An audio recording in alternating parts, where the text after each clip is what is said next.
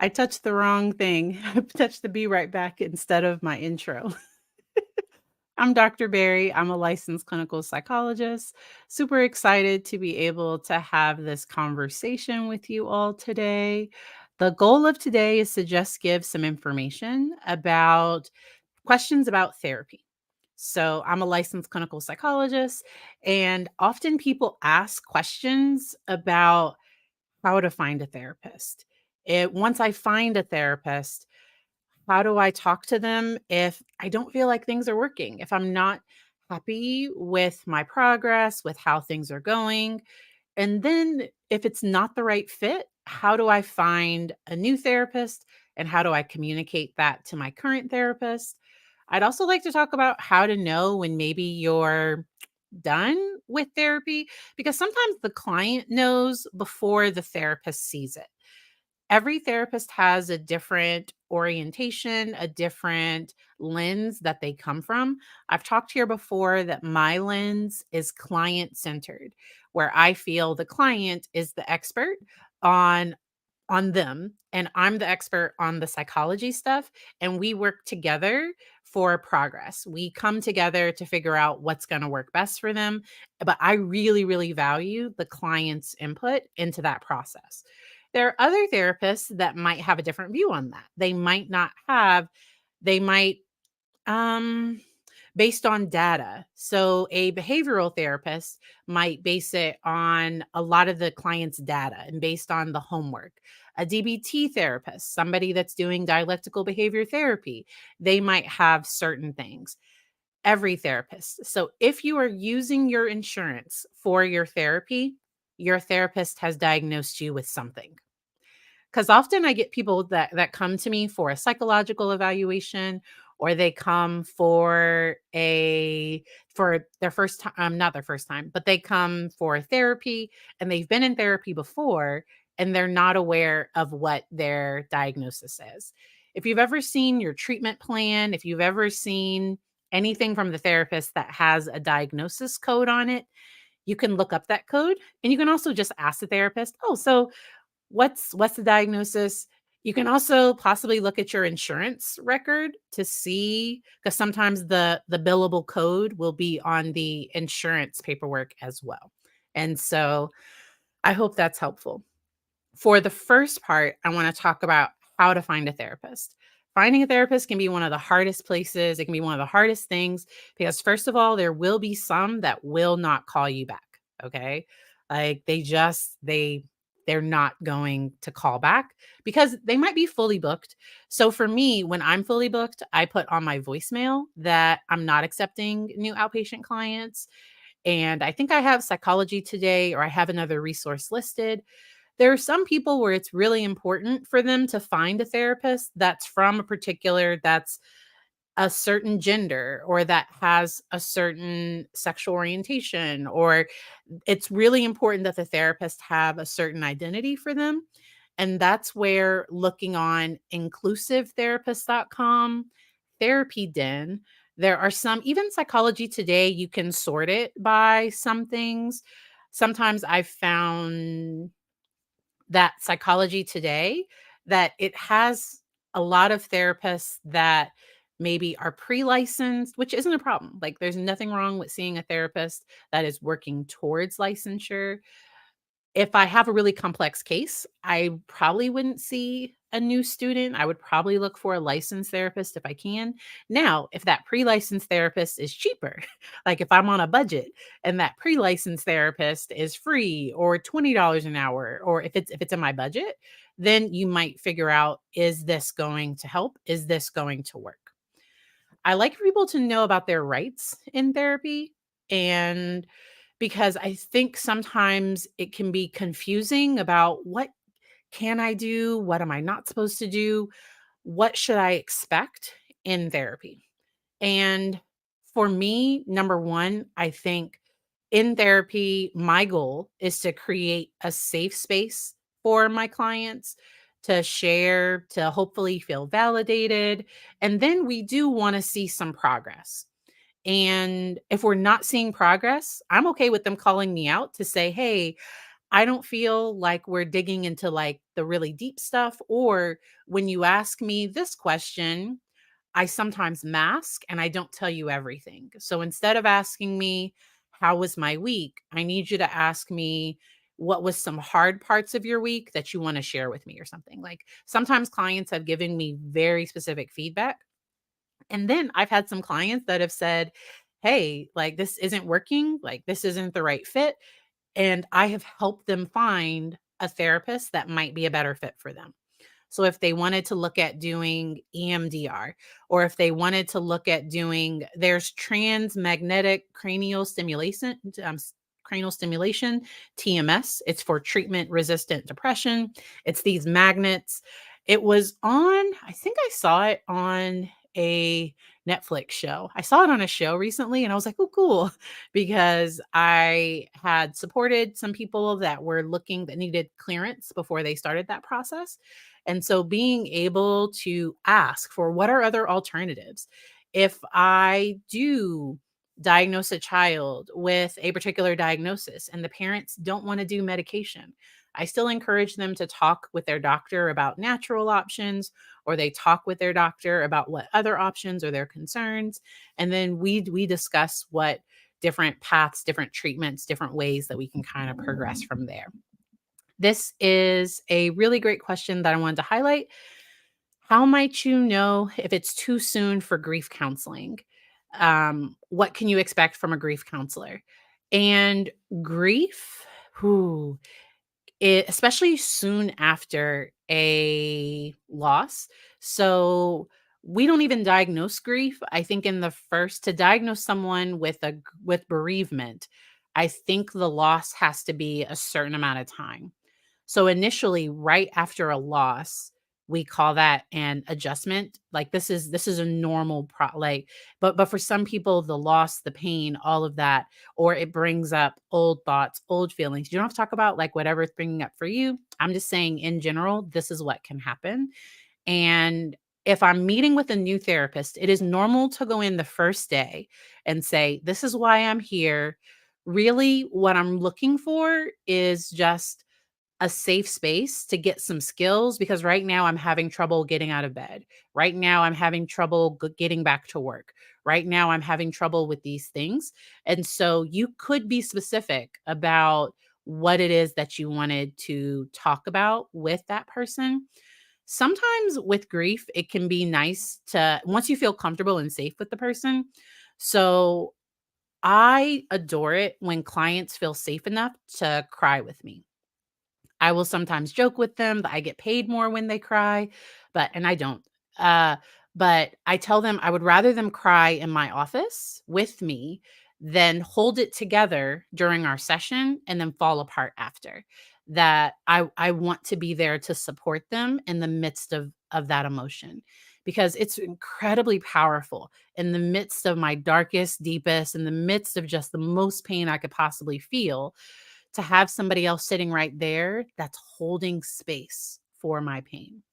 And I saw on TikTok recently, I think someone, because sometimes we overuse holding space, but what holding space truly means is, as a therapist, I'm not trying to make that pain go away. I look at grief as love. So if I'm looking for a new grief therapist, I might ask the therapist what's their approach in working with grief. So I don't use the words get over, because I don't believe grief is something that you get over. I think it's something that you move through. I do have some videos. I think if you type in grief, Dr. Patrice Berry, I think some of my old videos on grief might come up. My mom and I on the podcast, we've talked about grief a few times, but first I have to feel safe.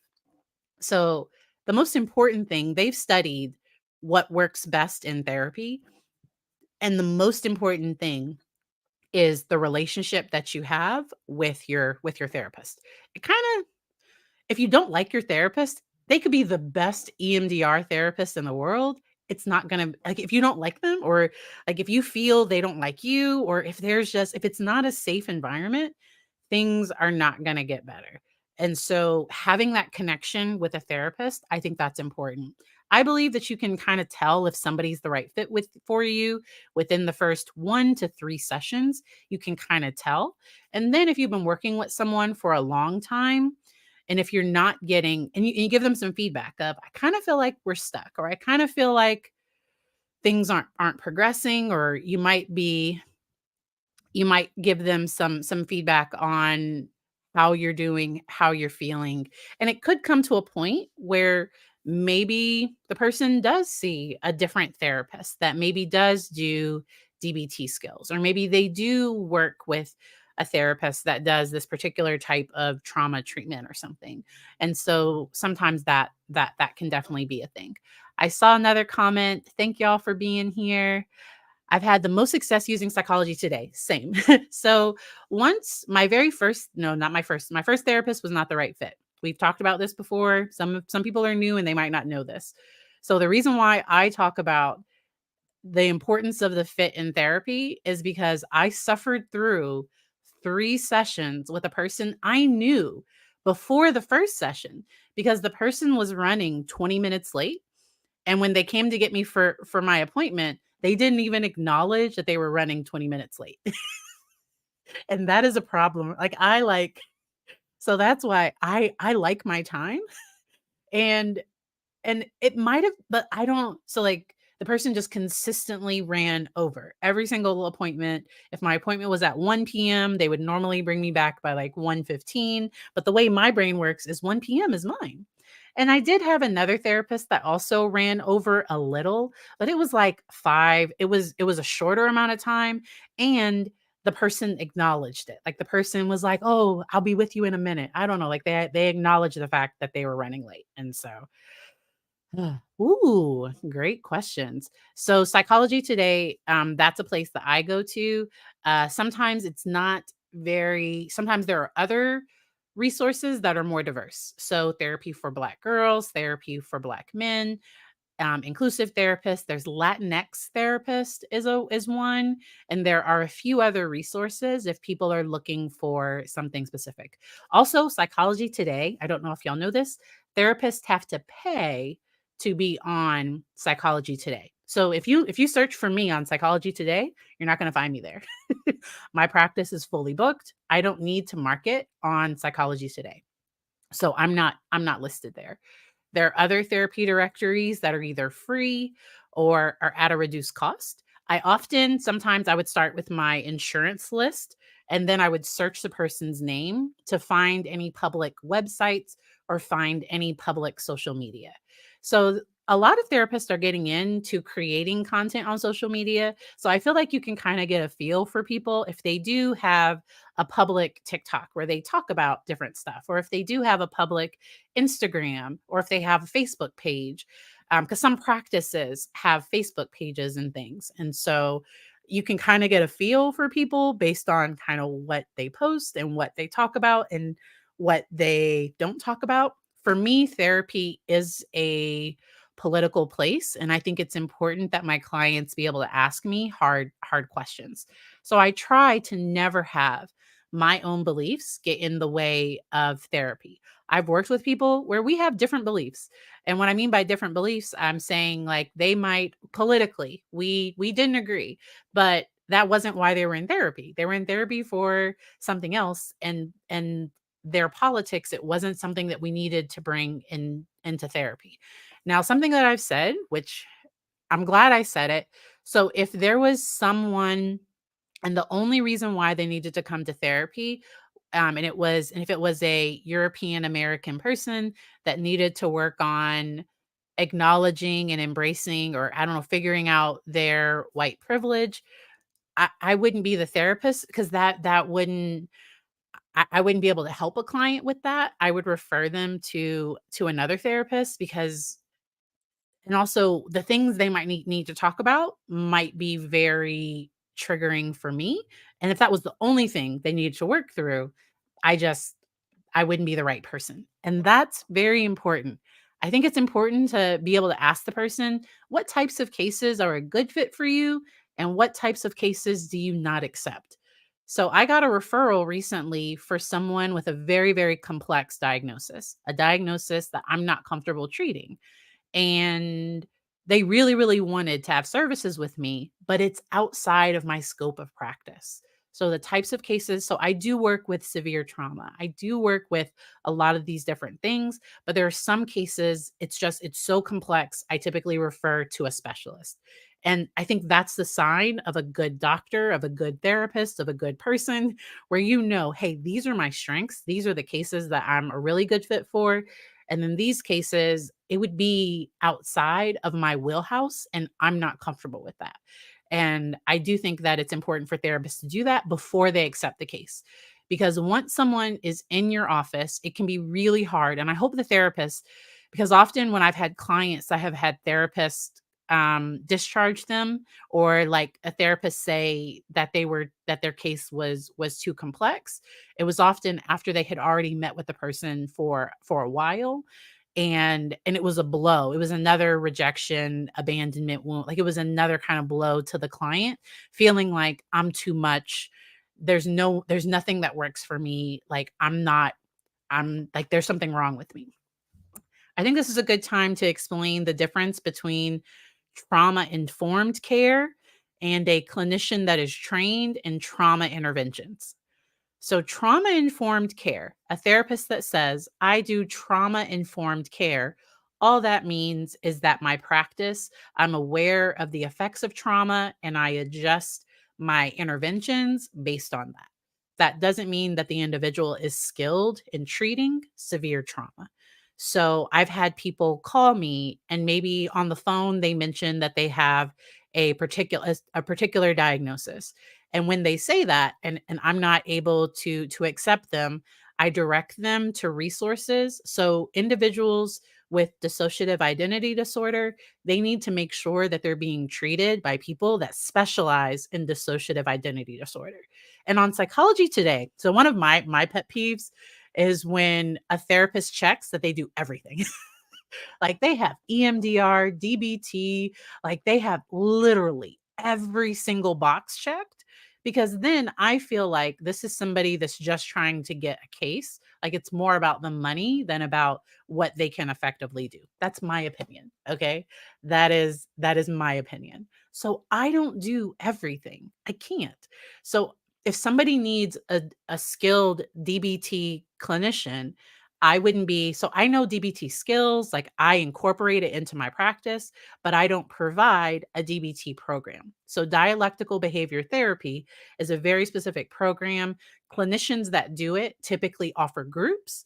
They typically offer 24/7 consultation, and they typically do individual as well. And there's a particular program, there's a particular way that they end up doing it.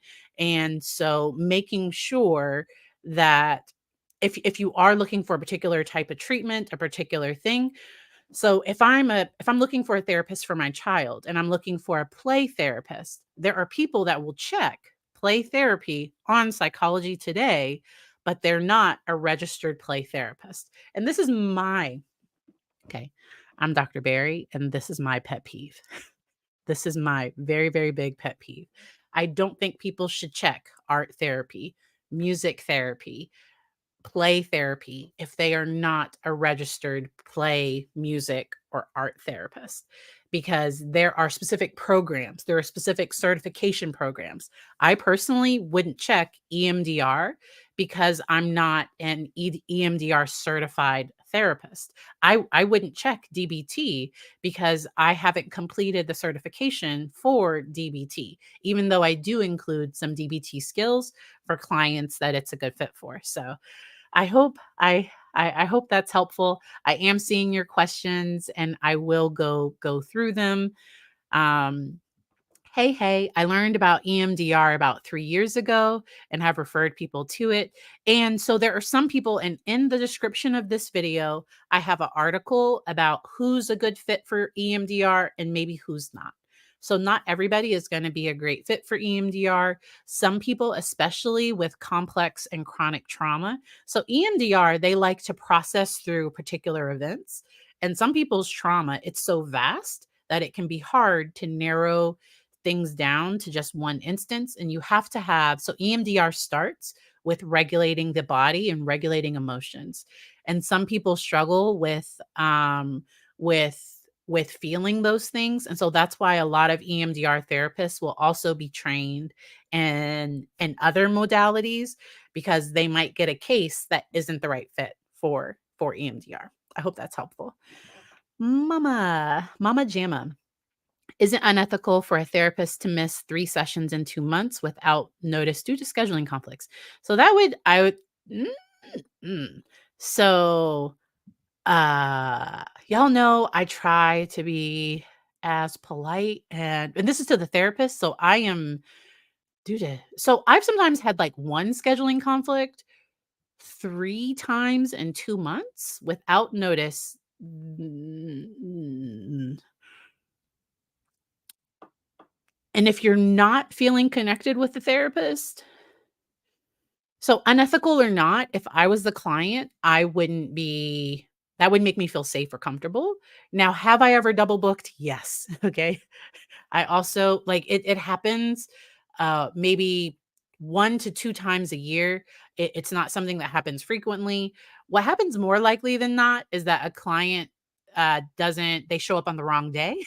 'Cause I'll go out in the lobby and there are 2 people there for the same appointment, and I'm like, "Ooh, you're tomorrow." And they're like, "Oh, whoops, we missed our day, no problem." With clients that are trauma survivors, I try if I can to have them in a consistent day and time. That's not always possible. My schedule can get a bit ridiculous, but if I can put them in a time slot just so that they can expect it, that's what I try to do. But I would see that as a problem if my therapist wasn't showing up for or like was double booking. I would definitely at minimum I would see that as a problem. Okay. Um, is it a good idea for the same therapist to have the same therapist for family members like adult children? So this every therapist is going to have a different rule with this. I give the person I started with priority. So if I started with this family member and then their sibling needs therapy too, I look at this family member and say, and I think to myself, and we meet one on one. And it's like, hey, if you don't want this, you got to tell me. And if there's significant conflict, if there's significant issues between the two people, then I won't do it. But and then also like my clients, they have to know that they have privacy. So if this person tells me stuff, I'm not going to tell it to the other person. Now, if we're doing family therapy, so if we're doing it all together, I've sometimes done this with where I've seen multiple siblings. I've seen the kids that were under the age of 18, where I have worked with multiple family members, but this is only where it's clinically appropriate because there have been cases where it wasn't appropriate. I had a client that it would have ruined my relationship with them if I had seen anyone else in the family. And I'm not in a rural area. So if you're in a rural, y'all know what I'm trying to say, a rural area, sometimes therapists will be a lot more flexible with that because there are more limited options. Telehealth also opens a lot of doors because even in a rural area, you can see anyone that's licensed in your state. I hope that helps. Um, hey Sabrina, thank you for dropping in. Hey, Karen from England, the UK. All right. I think it depends whether you're in family therapy versus individual. So that's where it's up to the individual therapist as long as it's not a dual role. So what Jody Hildebrandt was doing was and even her licensing board agreed that it was unethical for you to be starting business relationships with people that are former clients. So I would never go into business with a current or former client. A therapist in my area got in trouble for that and she wasn't even so she bought her it was ended up being a whole big drama because it was a big mess, but she ended up getting sued by the client because she ended therapy so that they could go into a business relationship, but that's a big conflict of interest, and so that's that. All right, Sabrina, hey, what is the general consensus on platforms like BetterHelp? I'm so glad you asked. I hate it. So the reason why I'm not a fan of BetterHelp, this is my personal opinion, okay? This is my opinion. Platforms, the private do not accept insurance, online only platforms. The reason why I'm not a fan of them is because their privacy policies can be so BetterHelp got better because they were being investigated by I think like they were being looked at because they were automatically opting clients in to being able to sell their private information. So with BetterHelp, let's say I'm working with a BetterHelp therapist and I'm the stress from work is so bad, I need a letter. I need them to do my what's it called? My FMLA paperwork. A BetterHelp therapist, it's part of the policy of BetterHelp that you can't diagnose and you can't refer them for therapy. We can't refer them for medication. You can't refer them for psychological testing, and they don't take complex cases because it's therapy. So the therapists on it often do a good job. Like if you end up getting a good one, I had someone recently tell me that they felt that some of the therapists on BetterHelp that they were on there because they couldn't like form a solid private practice. And so I've heard a lot of mixed reviews. They don't pay the therapist well. And so instead of doing BetterHelp, I would find a licensed therapist in my area that has a sliding scale. Because BetterHelp is still expensive. Like it's not like $30 an hour or like it's not cheap. There's a platform called Open Path Collective. Let me check to see if they're still open. Um Because okay, the website still works. Open Path Collective, I'm gonna put that in the chat.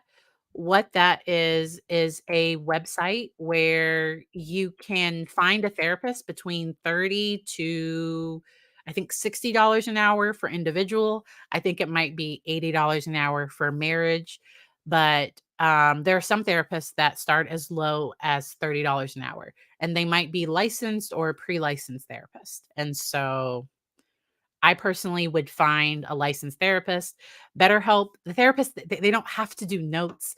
There's so many. Ugh, I'm I'm not a fan. A lot of the therapists that you see marketing and advertising for BetterHelp, I don't know any of them that actually work for the platform. So BetterHelp hires therapist influencers to do marketing for them. And but to my knowledge, and I could be wrong, but to my knowledge, I'm not aware of any of those therapists that actually provide service on that platform. They wouldn't do it for 30, $35 an hour, whatever BetterHelp pays. Uh, so Karen, I'm not sure what I was saying because you said, "Do you mean isolate?" So I don't even remember what I was saying. My bad. uh, let's see. Sabrina, when working with a therapist, but things take a turn away from being productive, what's a good way to address it before trying to find a new therapist? Yes. That was one of the things I wanted to cover today. So let's say I feel like when I'm in session, I feel like there's a disconnect, or I feel like my therapist is bored, or like they're not as interested as they used to. That could be something that you could bring up in therapy, and how your therapist handles that is really important. So if I had a client tell me, "When I come in, I feel like you're not as in I don't like I feel like there's a disconnect when I'm in session." I'd be like, "Oh, wow." Like, let me make sure. Or if it's like, "Well, I feel like we've been going around the same thing for a while. And what is it that you really want to do with this? What is it?" And maybe we can get to the root of the issue because maybe we've been talking around an issue, but we really haven't addressed the root of the issue. Or if I'm working with a client and they're like, "I really need you to give me some homework." Like, I don't feel like I'm getting the most out of my session. So the reason why I don't give clients homework, like all clients homework, so I work with clients that are unhoused. I work with people that are underemployed. I work with people that just, as far as Maslow's hierarchy of needs, like they are just trying to do the basics. And so the idea of giving them homework, things to do outside of session, they don't have the time. I do give clients homework, and if they don't do it, I don't even remember. I'll be honest. When a client says, "I did my homework," and I'm like, what was it again?" Because I 9 times out of 10, I it was a week ago. I have seen about 20 people between now and then. I don't remember what I asked you to do. I just don't. And so being able to talk about however you're feeling, because that's valid, okay? So sometimes within the therapy relationship, there can be some similar dynamics that can come up from other relationships. And so somebody mentioned that they felt they were masking in therapy because they're a people pleaser, and that they weren't really talking about the real things in therapy. And I've had clients that I know do that. And when they come in and I'm like, "All right, so what's been going on?" They're like, "Oh, everything's great." And I'm like, really?" And they're like, "Okay." And then they go through. Or I've had some clients that they were like, "Okay, I need you to have me focus on the positive. When I start going into all the things wrong, I need you to stop me and have me talk about the positive." And so, being able to directly communicate how you're feeling, what's going on, and if the therapist overreacts, red flag. Okay? So therapists, the best therapists have their own therapist. They've worked through their own stuff. So I wouldn't take offense if a client told me, "This is how I'm feeling with you in session." I would want to know that. I wouldn't want that client to ghost me and never come back. And we could have worked on it. We could have talked about it. I would rather us talk about it. Now, if we talk about it and it's like, "You know what? I feel like we've been working together for 3 years now." I agree. I think I've done, like, we've talked about a lot of the things. If you're still feeling the same, maybe let's take the next month. You can call around, look around, see if you can find somebody that's a better fit. If you don't find somebody, you can always come back. That's what I would tell my people. If you don't find anyone, you can always come back. There's sometimes when therapy stops where it's like, sometimes people are have finished treatment, where so every time I've stopped my therapy, it was when I felt like I was done. That's probably why I encourage clients to feel that within themselves. So I have some clients that are like, "Oh, I just want to meet with you every 3 months." Like, no, if you only need to meet with me every 3 months, you don't we no. Now we have to talk about what would it feel like to not be in therapy? And then also, so sometimes people find a I'm not against coaching. So sometimes people find a coach, or they find a book or resource that's really helpful for them. Sometimes if I'm working with an individual, but their marriage is the problem, we'll be like, "You need to get to marriage therapy." And we put individual therapy on pause because really they need to work on their relationship. All right. If I'm working with a child and if the parent is the one that's like really dysregulated, going in the midst of a depressive episode, I will try my best to get that parent into therapy, because just to help stabilize things within the home. Hey, welcome, welcome. This is talking about BetterHelp. I'm glad you asked. Here we go. Okay, hello, Swanky. Wow. And so, and BetterHelp, we were talking about BetterHelp. Were you talking about okay, good, good. You clarified later. I got it. So, BetterHelp, they now make people opt in to getting their stuff still. So what BetterHelp does is BetterHelp is probably going to create an AI that replaces the therapist. Okay? So BetterHelp right now, it's my understanding, I could be wrong.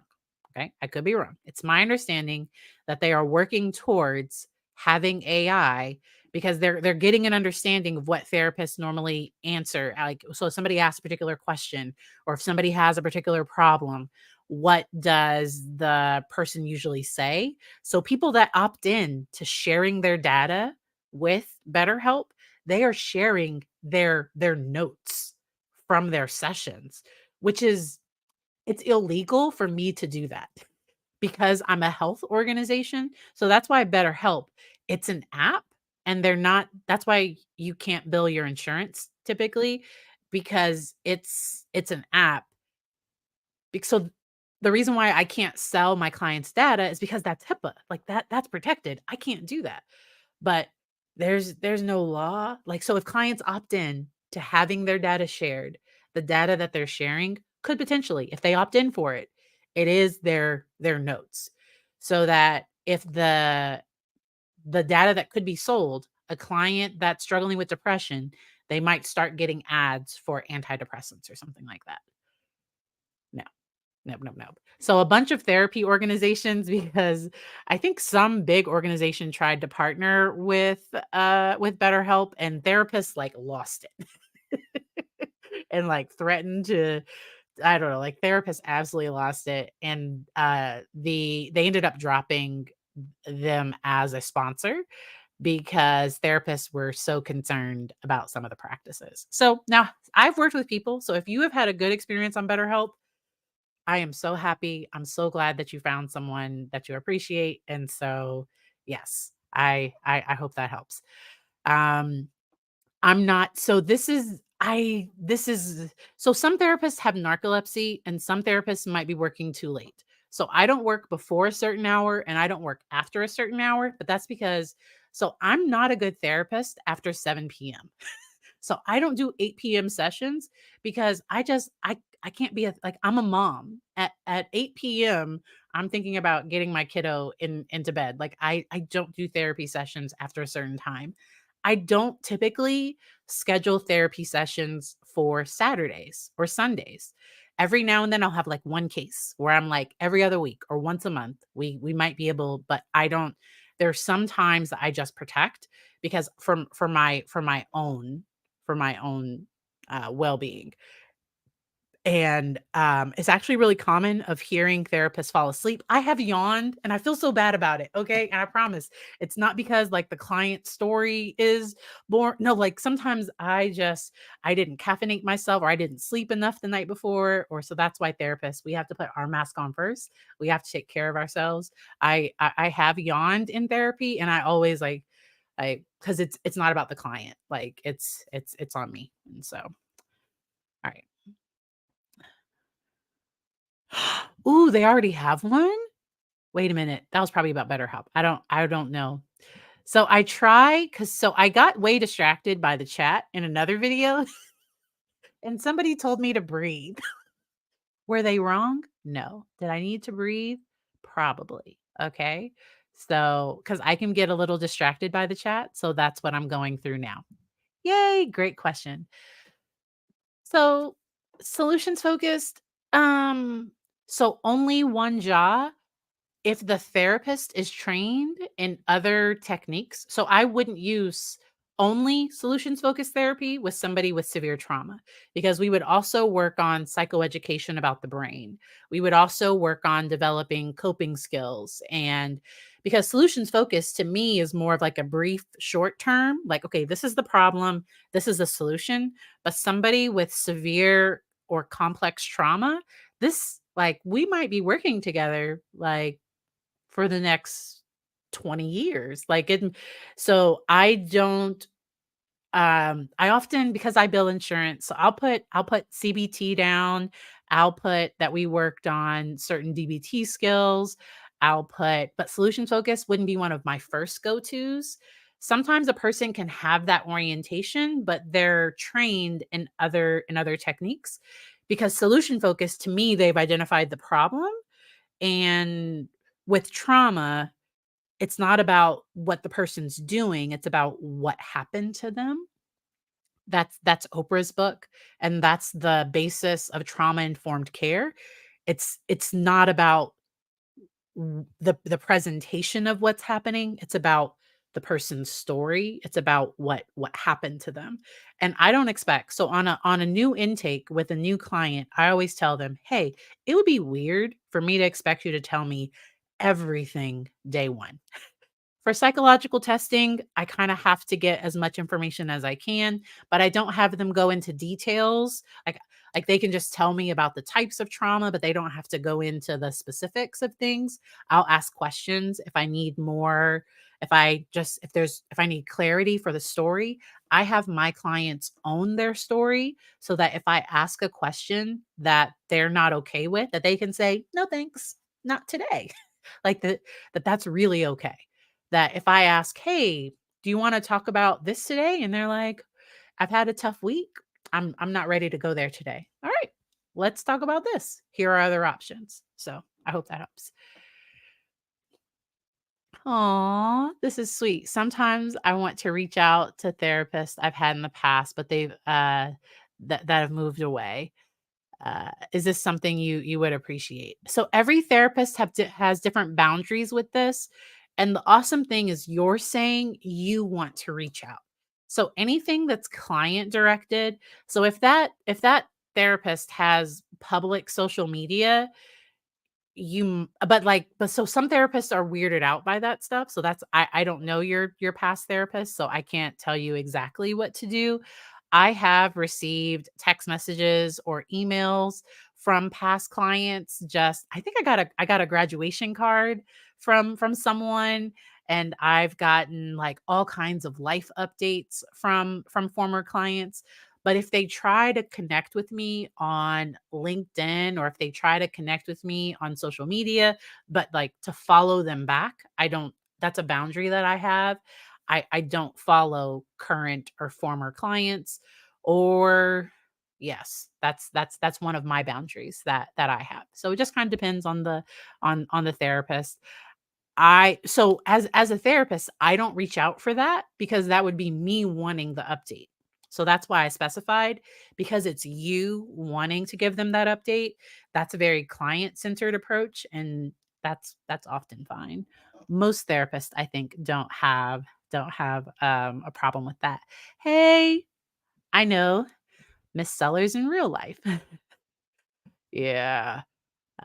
Ooh, ACT, I love it. Acceptance and commitment therapy. It's similar. So the premise of acceptance and commitment therapy, it's often works for chronic pain clients, and there's also one for gender identity as well.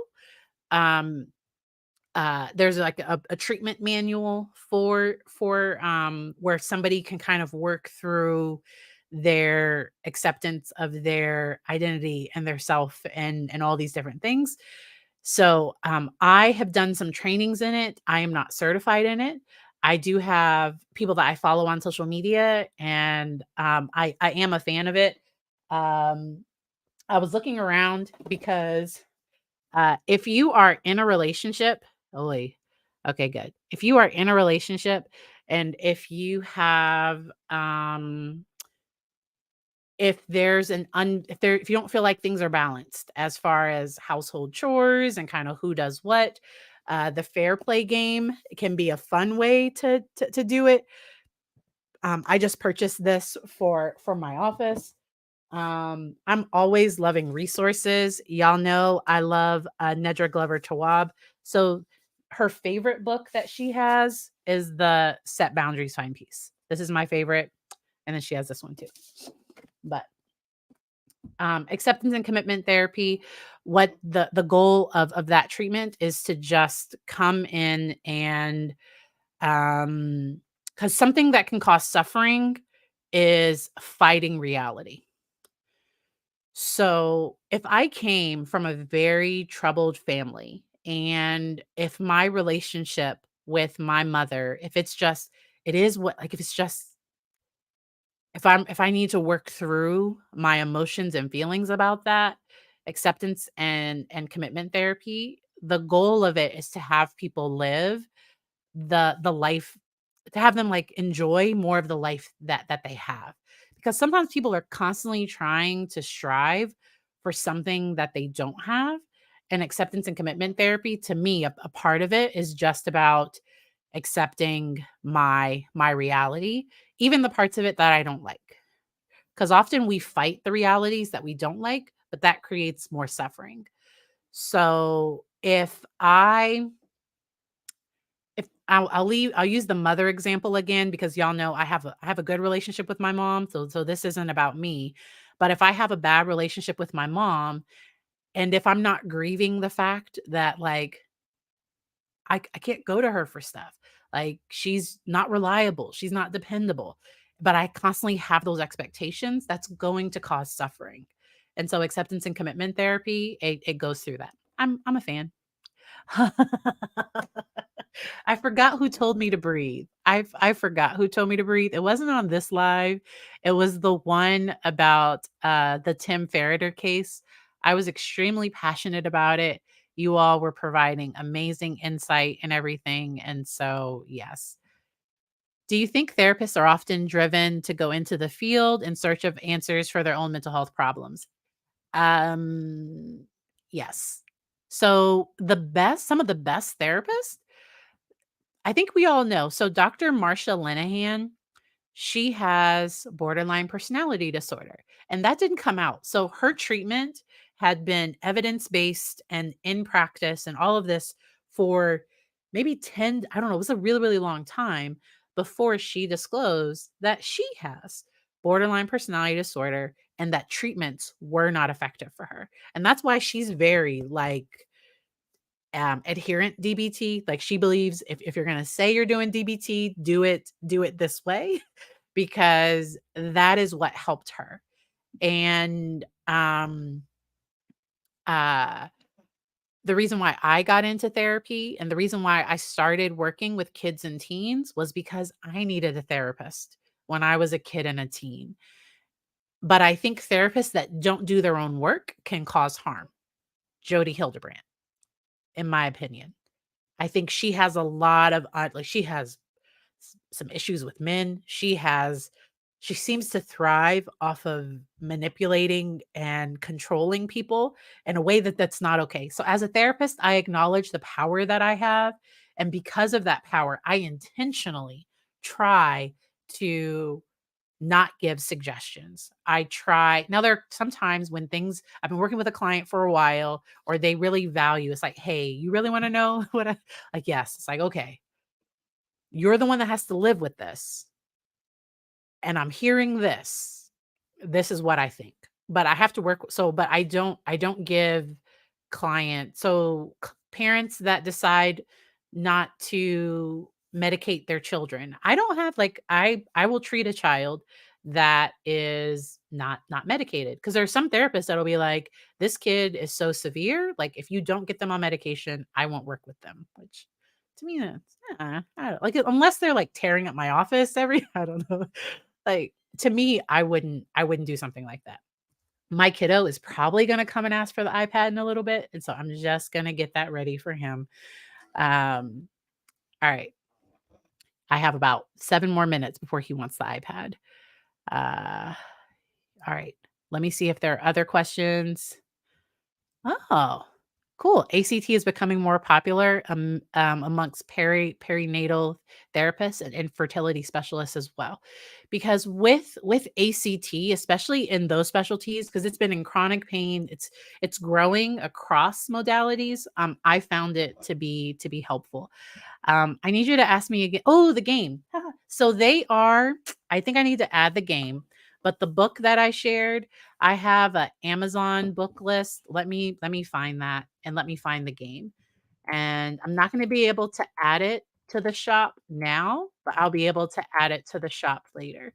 So I will share my link. This is an affiliate link. If you choose to use this link, I will get a little something from Amazon from it. Uh, that is my ad. I really like sharing resources. So I have a self help resource list and some other resources listed there as well. So there is my self help resource list. And then I will share my general link just for the whole site. Because I have some of my favorite travel things. I have a ton of stuff. You have issues with shopping, if you don't like Amazon, don't like go to your local bookstore, write down the name of the book and go buy it at your local bookstore, okay? The name of the game is called Fair Play. It's also a book if you like to read books. I didn't get the book, I just got the game. But what you can do with the cards is you divvy out who does what. And then you can have a conversation for that. So conference room therapy, I'm not sure. It reminds me of like a what's it called? Like a theatric or dramatic. So empty chair. I've done empty chair before. I'm not sure of conference room. Ooh, yay. ACT helped me so much after I lost my job as an anesthesiologist due to long-term effects of the pandemic. Yes. Helped me be able to enjoy a very different life, although sometimes it still sucks. And that's life. So that's what acceptance and commitment therapy, it helps give people those skills. So sometimes we tell people to do things that we don't tell them how to do it. Especially like some self-help gurus and where they're just like to me, the message is just kinda get over it, but they don't tell people how. Like, sometimes you need someone to break it down. This is how you move forward. This is how you do the thing. Aw. Thank you for the super sticker, Ace. I appreciate it. Alright, let's see. I didn't wanna miss anything. Oh, EMDR was also helpful. Nice. So, what EMDR does is trauma memories. So, trauma doesn't get stored away properly. That's why the R in EMDR is reprocessing because in a traumatic event, it's a fragment that's just left anywhere in the brain. So normally our memories are stored away in our hippocampus. That's the memory center of the brain. Trauma memories end up anywhere, and that's why they just pop up. That's why they can be easily triggered because they're not properly stored away. And the goal of EMDR is to properly store those memories away using bilateral stimulation. Sometimes the therapist will use their finger, and it doesn't matter how they do it. It's about the left to right. One therapist talked about just tapping. So this isn't EMDR. Okay. So like this is just like a tapping exercise. But somebody just right under the eye, they talked about just tapping this pressure point left to right while taking deep breaths that can be calming and soothing. I really like polyvagal theory where we talk about the vagus nerve that goes from the spine all the way down to the tailbone, releasing, finding ways to relax in the kind of pelvic area that can cause like a full body relaxation. Things like that can be helpful. Oh, Hildebrand. Oh, so it's really scary. And I just saw recently because they released some more body cam footage of when they found one of the children that weren't in the home. I guess no, Ruby asked a friend to go and pick that child up, and that friend was also involved with connections. There's nothing to say that that friend did anything to harm the children. That friend was having the kids like clean their house because they had company coming over, which is, it is what it is. But and it sounds like they took them out for food and ice cream or something. But they were also connected to connections, and that whole story is just very, very scary to me. Yes, anytime. Someone said thank you. Anytime, anytime. So in any profession, there are going to be people that do things ethically, and then there are going to be people that don't do things ethically. So in my area, there was a therapist that worked with people with intellectual disabilities, kids with disabilities, and then it turned out that that individual had been trigger warning, that individual had been inappropriately engaging in like horrific stuff. And a parent after one of the sessions, a parent saw a change in their child, and the parent couldn't put their finger on it, but they just knew something wasn't okay, and they never took their child back to that therapist again. That is a problem. So that's why I don't touch in session. Um anytime a child does ask me for a hug, it's typically in front of their family, and the family sees me do a side hug. Like I told y'all, I only do those side hugs. If a client is crying and breaking down, especially a child, if they're breaking down in session, I don't physically touch them. A question that sometimes comes up is, what if I'm attracted to my therapist? What if my therapist is attracted to me? So there are ethical guidelines around therapists not having relations with clients. That is an ethical guideline. And it makes me so mad when I see that happen on TV shows because I'm like, this is not ethical. This is not okay. You can't do this. You really can't do this. Because even family members. So I wouldn't be involved. Yeah, y'all know I'm married anyway, but I wouldn't be involved with a client's family member. So on I liked Kerry Washington's show. It was Unprisoned. I like the show. What's it? I didn't like that she ended up in a situation with her dad's therapist, because ethically that should not happen, because that is the client could say, I was harmed, like things didn't work out, and then my therapist dropped me, or then my therapist changed, or I had these issues with my therapist after the relationship ended, or in the midst of the relationship they knew I had abandonment and loss issues, and they took advantage of this or that. So I think therapists should be very careful about like acknowledging the power, and then like having appropriate boundaries with it. Some therapists don't have good boundaries. Okay, red flag. A therapist with bad boundaries, red flag. All right. Um, Somebody mentioned, thank you for saying this. And I'm gonna have to search. And he's coming for the iPad. You ready for it? Okay, here you go. So I need you to take it back into your room, okay? I'm still doing my meeting. Thank you. Let me know if you need any help, okay? Yep, you do not need any help. You know how to work the iPad. Good job. I'm gonna have to look this word up because I do not know that.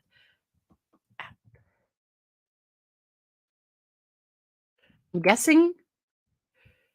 Okay. Unable to visualize an image in your head. Ah, that makes sense. Okay, so if you're unable to visualize things, EMDR, not the right fit. That's really good to know. All right. ACE, that's what I thought too. Cause it sounds like they were like, oh, the kids are coming. We got some people coming in from Chile, I think. Like, let's have them. So I used to be a supervisor, and I applied for a job as to be a professor at a local school. I did not get the job, but like that's okay. Because if at any point if I was a professor, that school could possibly have an issue with something I was doing or saying on social media, because I technically like might be representing the university, or I might have to have like a, even though I am a professor at this school, my thoughts don't blah blah blah. I don't know. Like so it can create more issues. Ted Lasso. So oh wow. So I forgot, the marriage counselor must have been bad because I don't even remember. I did watch the show. I do not remember the marriage therapist at all. So that probably means something. Um, okay. And I like that you said this. So there will never be an equal relationship. Okay. And I agree with you. So that's where I always remember I am the one that will always have more power. I try my best. So like I sometimes get court ordered evaluations. And with that court ordered evaluation, I don't have to show that person the report. But something that I do as a human, that like if I was in their shoes, I would want to see it before the court sees it. And so even for a court ordered eval, I go over it with the individual before I send it to the court. If I am subpoenaed to court for a reason, and if I have testimony that's going to be kind of negative to one of the parties in the case, that I did therapy with, I will reach out to them just to say like, hey, this is what's going on. If I'm asked these questions, this is what I'll have to say. This is what I can and can't say. And so I try to balance that, but I do acknowledge I will always have the more power within the relationship. No, thank you, thank you. All right. Now Googling, we're now all Googling Ted Lasso. That's hilarious. All right.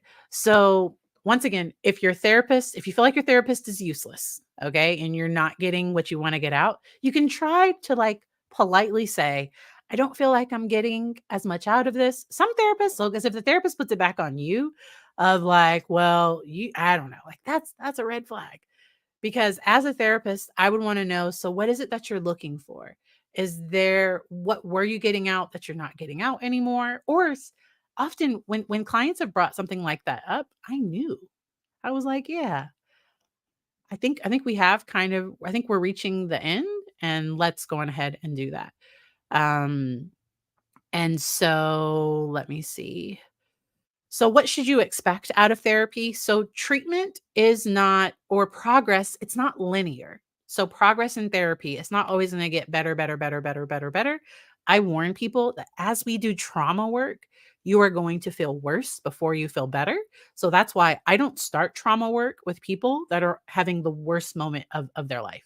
Like, like we got to get you up out of there. We got to cope and deal and manage, or like we'll just so normally before we start trauma work, there things have to be a little bit more stable in their life if at all possible. There are cases where that kind of can't happen. Maybe there is court involvement or something. And if that is the case, I let the client let me know, like, hey, how are you doing between sessions? Because I don't want my client to leave feeling worse. So I tell my clients, if at the end of the session, if you feel worse, please reach out to me and say, and let me know and I'll send you resources. So if we do talk about the trauma and stuff, and if that was really, and if you then can't sleep and you're not, if you then are having trouble functioning after that, reach out to me and let me know. We can either move up your next session or I can give you some resources to kind of tide things over until your next session. That's something I do.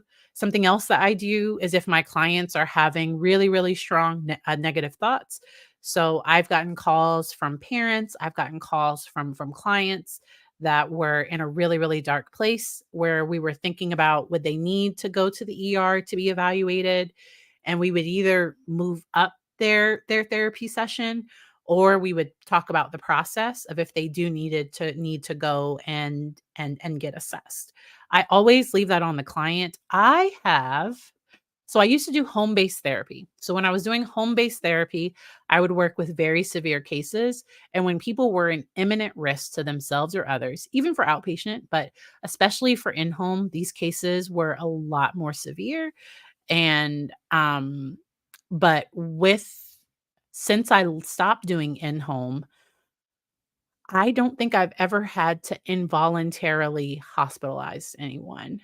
It's never been my recommendation. Sometimes the school, so like sometimes somebody might have said something at school or wrote something down at school, and then they had to go get assessed if we weren't able to move up our appointment or something. But that's something that I do.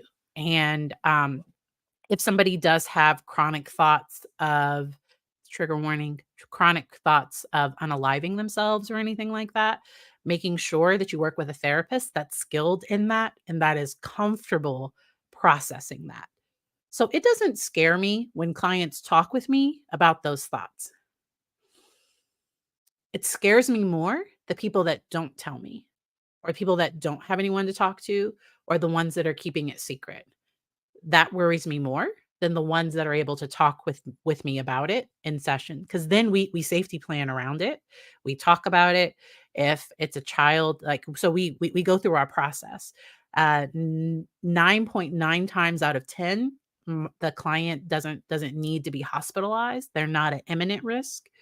They're just sharing where they are.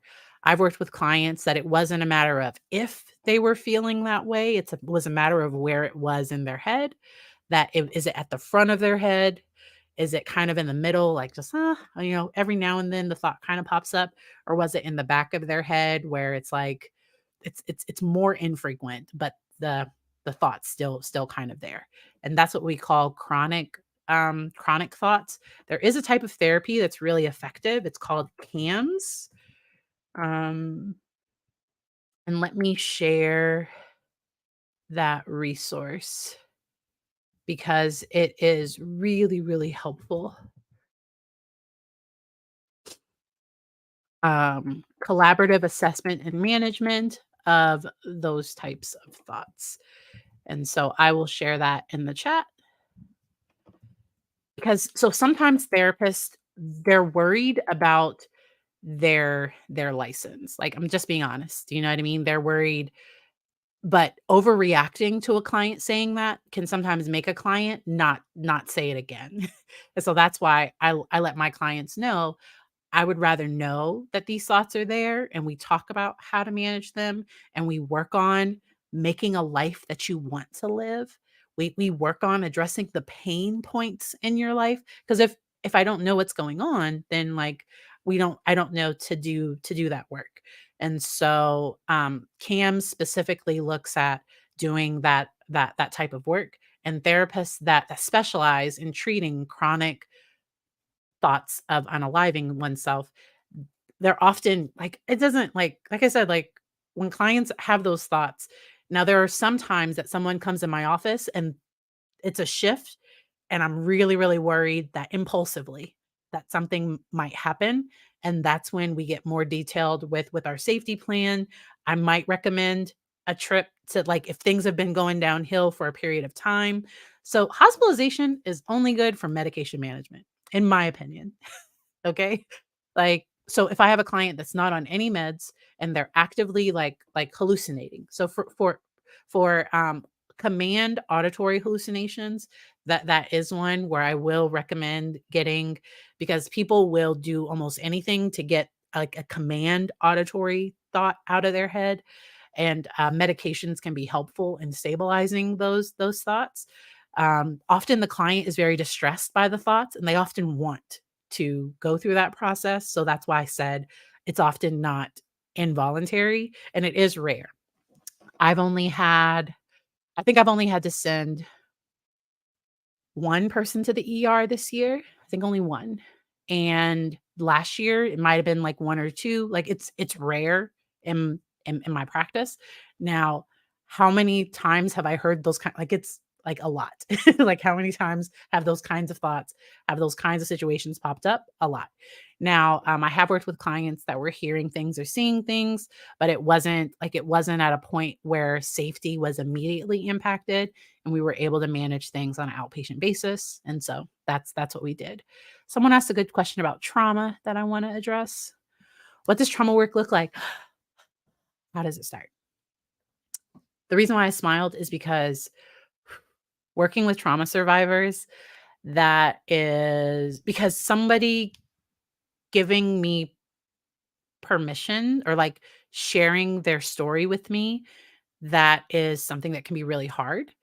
And some people have told me things that their family does not know, that nobody else in their life may ever know, that I am their secret holder. Like nobody else knows.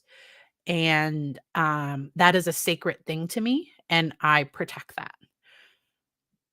Even in my note. So if a client discloses things, but like, so I'm careful about how I write things down because if the record ever was subpoenaed or anything like that, I want my client to be protected. But then I also want to document if there was something that happened that caused some pain. And so the way that I do trauma work, every therapist does it different. And that would be a good question. If you were going to start with a new therapist, it might be, so what does that process look like for you? So for me, it starts with a piece of their story. And that's just day one, where it's just what brings you here, what's going on, what are kind of the present day stressors. I get an idea. So let's dig back into the back just a little bit, but not too much. And I know that I'm not going to know everything today. And then slowly over time, and the client is the one that says, My biggest issue right now is that I can't sleep. My biggest issue is that I'm yelling and screaming at my children. My biggest issue right now is depression. We identify what some of those bigger things are, and we start working on some skills and things to help them manage. And also, I do a lot of validation. So there are things that make sense for trauma that don't make sense if you don't understand that the person has that history.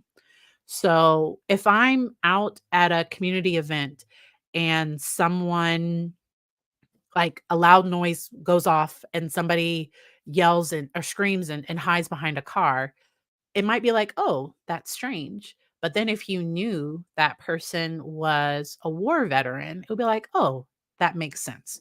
So trauma is a normal reaction to an abnormal situation. So the things that trauma survivors, some of the behavior, some of the things that happen afterwards. So my goal with clients is to help identify, what have you picked up along the way that's no longer serving you? So some people hold on to things because it kept them safe during that time.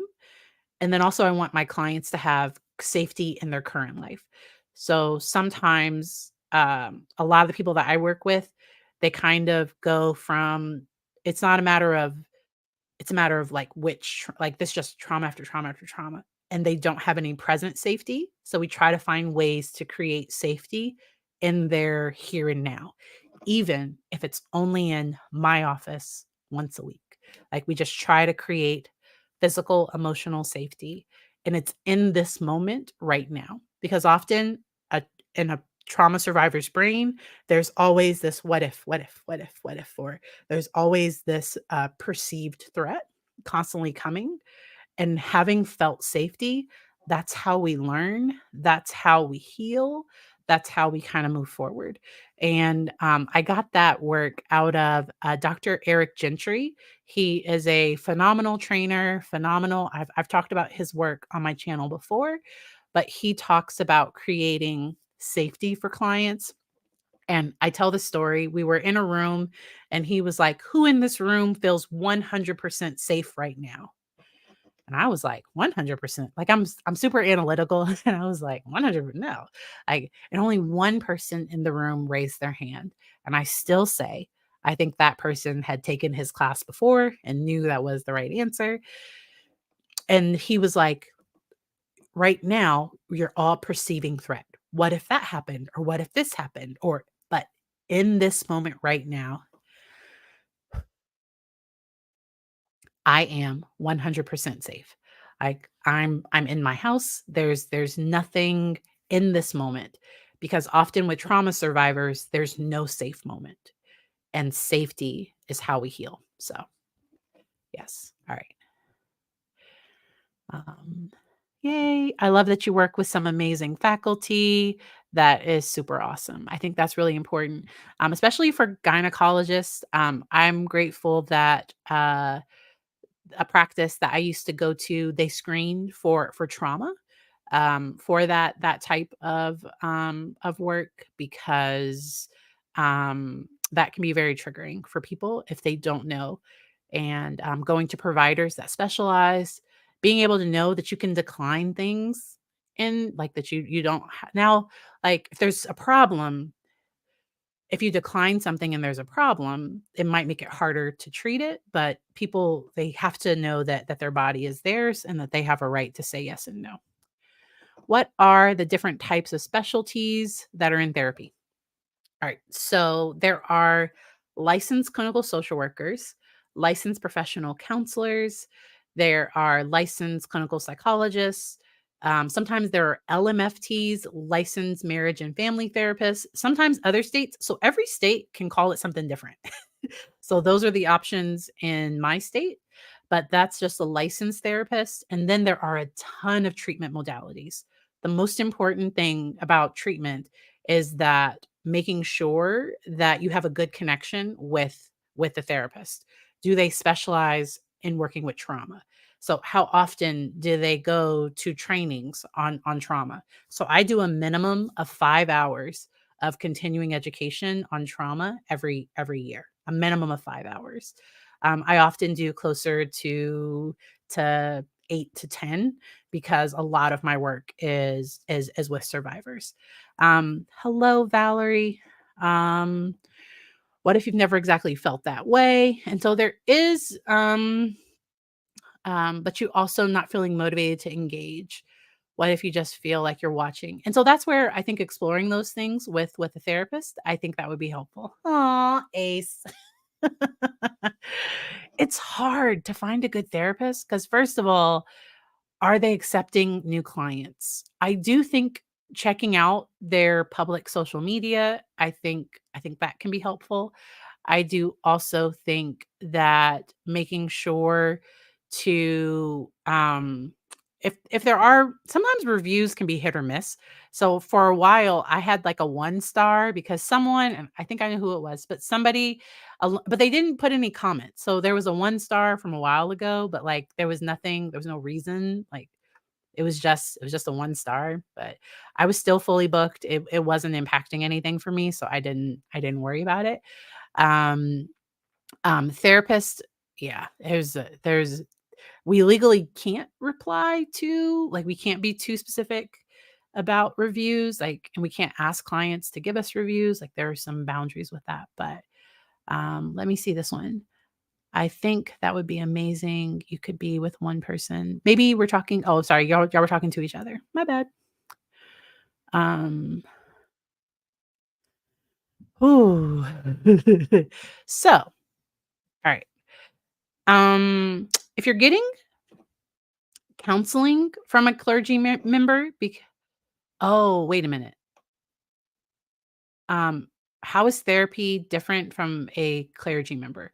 So I wonder if you're talking about like how if you go to confession, how they can't talk about what you said. I'm guessing that's what the question means.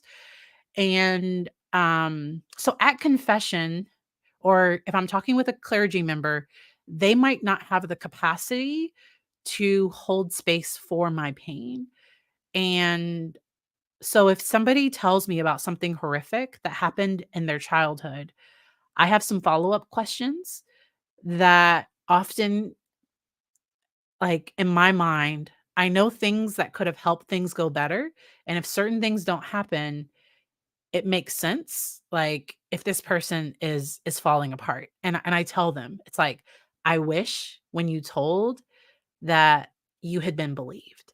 Like, that's so important.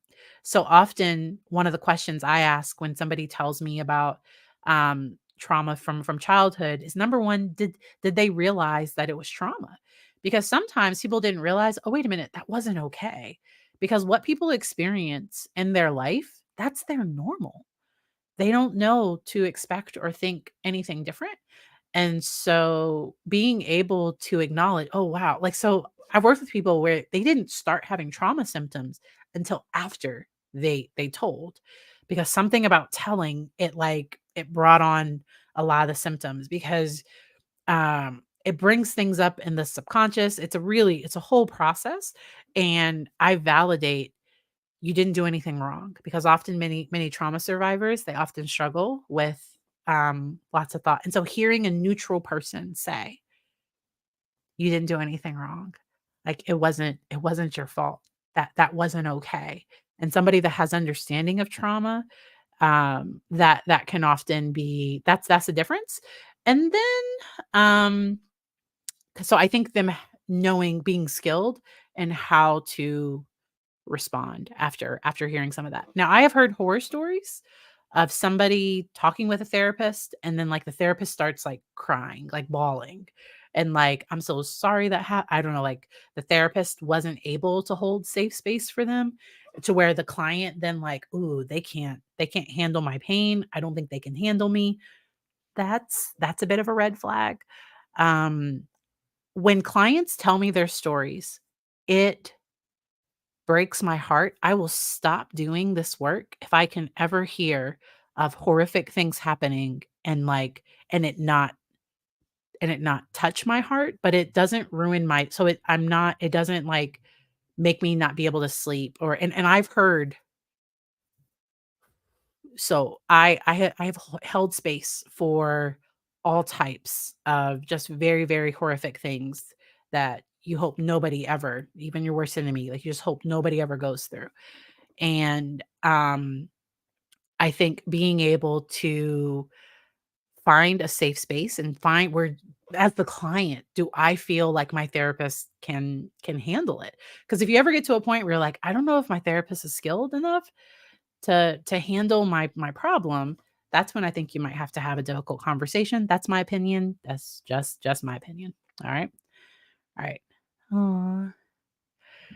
Aw, sacred. I like that. Therapy is sacred. Yes, it really is.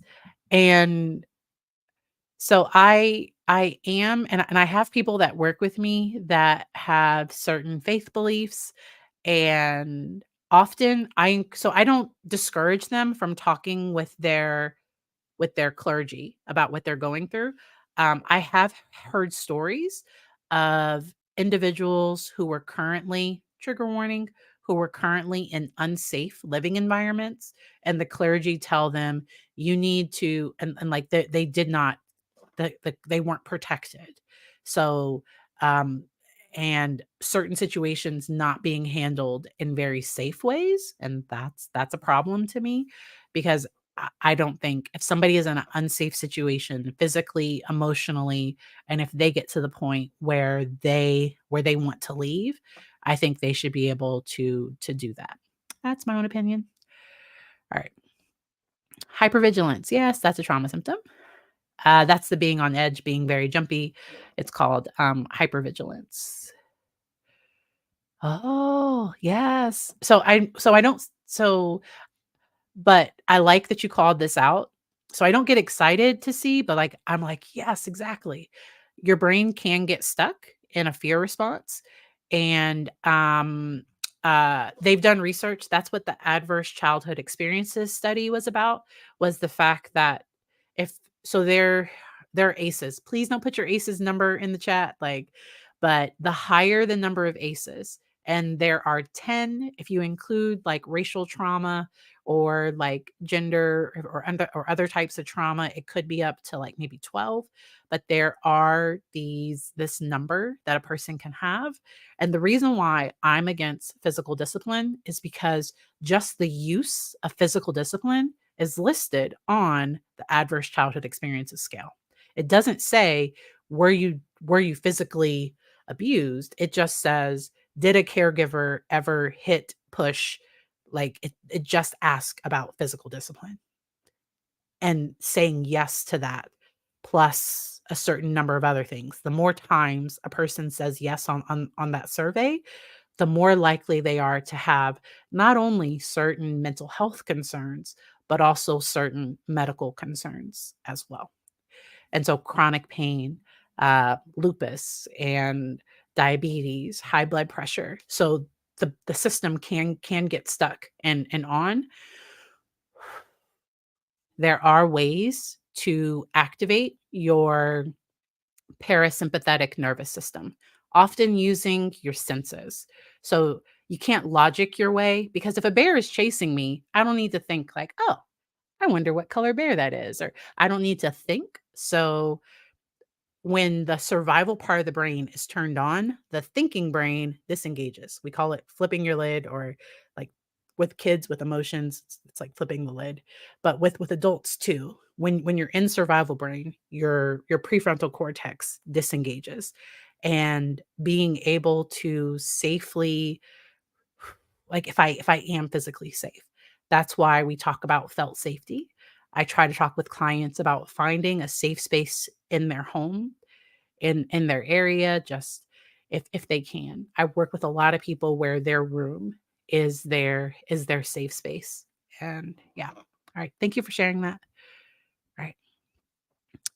Welcome, welcome. Somebody else for England. Thank you for joining. Oh, so this live is going to stay up. Okay. And I have another video on trauma in the brain. It's a little bit older. I did a video, I think for a high school. It's an older video, but I really enjoy sharing this information. It is really helpful. And somebody else said to Michelle's comment, Gailey May, that therapy can be like an extension of yourself. I love that. All right. Can I explain EMDR? So eye movement, no, wait a minute. Eye movement desensitization reprocessing. Wait a minute. EMDR. I'm almost positive that's true. Eye movement desensitization reprocessing. Yeah, I said it correctly. I remember one of the witnesses for the Maya case, they did not get the R in CRPS correctly. Correct. So it is reprocessing memories in the brain, and they use bilateral stimulation. So therapists will either use their finger or a pen, but the process, what it does is it's activating left to right. And that bilateral stimulation, as you're talking through the trauma, it's meant to keep you calm and to have you not experience the physiological activation that trauma typically does. So there is something called an ab reaction, where somebody comes in my office and they tell me about what happened, but it's almost as though the thing is happening in this moment and now. And I will stop. I breathe with them and I get them back physically in their body. And I explain to them why I stopped them, because processing trauma from that, like that upset, um, that re-traumatizes. So with all of the physiological activation, with all of it, where there's no control of it and the person is just completely breaking down, that type of processing it will actually re-traumatize the individual. And I don't let clients do that. So I will physically stop them. I call their name. I teach them grounding techniques. I apologize for interrupting them. And then I talk about the safety of it and the reason why. Because sometimes people are, when they're in that moment, they're like, I just want to get through telling you what happened, but doing it in that way is going to cause more pain. And for me, therapy, like, that's too much pain. So sometimes therapy can be uncomfortable, but it shouldn't re-traumatize. So it's my goal to not re-traumatize, if that makes sense. I hope that helps. All right. Let's see. Yes. Thank you for saying that. If you go back a little bit, you can see the explanation. Yes. And there are links that talk about EMDR. Y'all, the chat is amazing. So, um, it was a cult. Okay. So it wasn't just, it was, that was a cult. And I'm also concerned about some of the things. Utah, what is going on out of Utah? But the guy that did the Saving the Kids documentary, and now it's coming out that he was like taking advantage of people on his staff and all of those things. And I think his situation brings up for me a lot of things similar to the Lori Vallow, Charles, and when I say those names, I mean this like cult-like mentality where they think they are the right ones. They are doing good. And that is a faith that hurts. Like, not like it hurts everyone around you, and it is unsafe. So it is unsafe when people are unable to tolerate other opinions, other thoughts. If I think to me, religion should encourage you to think. It shouldn't encourage you to, like, we all have to think the same. So me and my pastor, we might agree, we might disagree on some things, and he's okay with that. Like my pastor actively says, it's my job to get you to think. It's not my job to tell you what to think. That each person's relationship, it gets to be individual, and you get to decide what, blah blah blah. Um, which organized religion doesn't like, because, like, but that's more just like we're not going to get into all that stuff. So making sure depends on the state. Okay. So whether they are mandatory reporters or not, and the Catholic Church is the one that fights this, I think, because of confessional and because of how they've hid pedophiles. Like, there's no other word for it. Like because of what's happened within and not just the Catholic Church. There are Christian churches, there are all types of churches that have had issues with that. Um, because what's really troubling to me is when somebody goes and says that something happened within the church and it's hidden or that person is gaslit. So gaslighting is when somebody tells a child, "That didn't happen. He didn't mean it that way." No, no, no, no. That's a problem. We have to protect children. And the Hillsong documentary, major trigger warnings. That was really, really triggering. The Keep Sweet Keep Sweet, you all know what I'm talking about. That one about, that small sect of the LDS church. That one was incredibly I had to fast forward when they got to the part of when they had built the new compound. That last part of the video, I could not listen to the videos or to the audio, for those sections. So take care of yourself. If you do like true crime and all that stuff, somebody asked me a great question about who can diagnose. That's a great, great question. So, most therapists won't diagnose certain things. So, if somebody, unless a client comes to me actively in the throes of a like of a manic episode, I typically refer to a psychological evaluation to diagnose certain things. Because therapy, like we're meeting, we're talking, I'm getting an idea, I'm checking through symptoms, but there are some diagnoses I don't want to give it and then I was wrong. So therapists, they will typically be pretty so sometimes they don't diagnose ADHD and they'll refer for an evaluation. And typically psychologists are the ones that do evaluations. Sometimes schools will do educational evaluations. So school psychologists normally can't diagnose.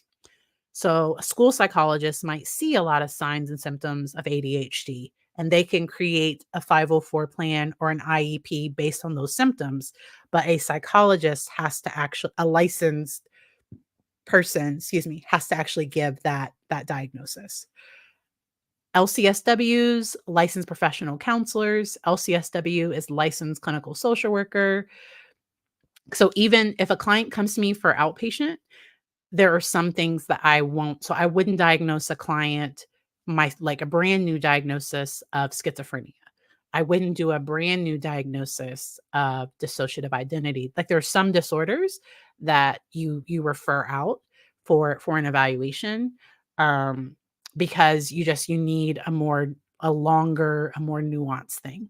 A lot of therapists will start with an adjustment disorder, major depression, generalized anxiety disorder.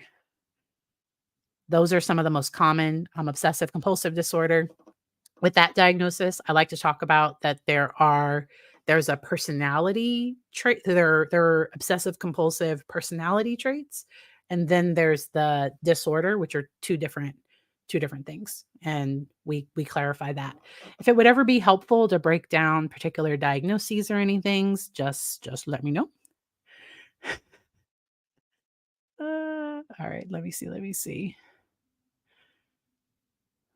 Y'all know I am behind on the chat. Tim Ballard, that's the one. Ugh, that is ugh, I like ugh. And, so some people they decide to stay in the church, but so I don't know if some of the Duggar girls, some of the ones that have written books and that have went away from some of the more strict teachings, I don't know if any of them have fully left the church or anything. It's interesting just seeing those public figures talk about that and that some of those organizations use families like the Duggars to like broadcast, like, because they would talk about their educational system on the show, or it was kind of this type of marketing that could happen. And so, yeah. The so I follow Mormon podcasts and then also Hidden True Crime. They both have really good coverage of this. If any of those things ever get to trial, and if there's a psychological component, especially like how to avoid like being in a cult or any out like I might do something on that. Yes. Keep sweet, pray and obey. That's the name of the documentary. Very, very triggering. Extremely triggering. All right. No. I appreciate you all. Hey, Deacon. I don't know if I said that yet. Ooh, I've noticed that a lot of therapists don't get much training in personality disorders. I think that's a really, really big problem. So I did get quite a bit of training in personality disorders. I work with a lot of individuals with borderline features, with histrionic features, often people with narcissistic features. I see that as like if that's a parent of a child, but like they're not coming to me for that. And like, so the parent might be one parent might have a certain diagnosis. Typically, the other parent has some codependent features. That's just been my experience, or borderline type features. That's just typically been what I've seen. Um, but my school did a really good job, I think, teaching and training us about personality disorders. And then I received continued trainings. So, dialectical behavior therapy is very effective for borderline personality disorder. And with some clients, truly just because an individual that grows up with a borderline personality, like that, so the adult that has borderline personality disorder as a child, they were typically invalidated. They often have very severe trauma and their personality style, it might have been what kept them safe.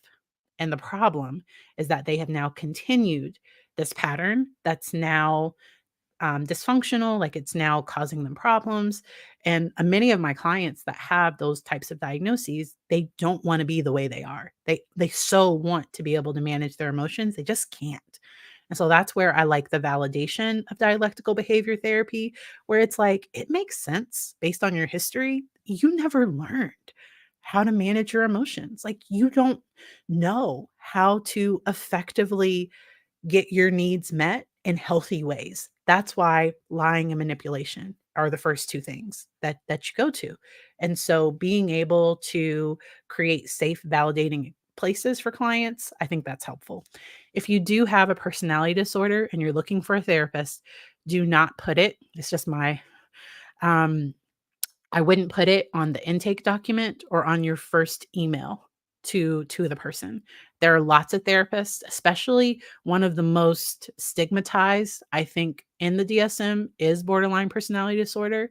A lot of therapists get an idea of what that means in their head and they go to the most severe thing. M- The clients I've worked with that they weren't at the severe end of the spectrum of a borderline personality disorder.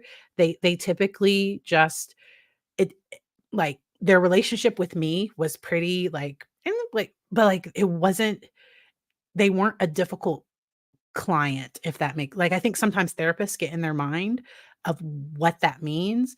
So I've had people call and be like, "I have borderline personality disorder, I'm looking for a therapist."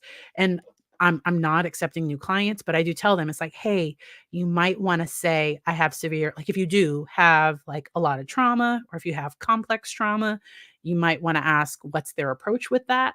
Do they work with people with that? And then, if you wanna ask down the road, once the person says if they're accepting clients or not, then asking what's your approach with individuals with borderline personality disorder, finding a DBT, skilled therapist.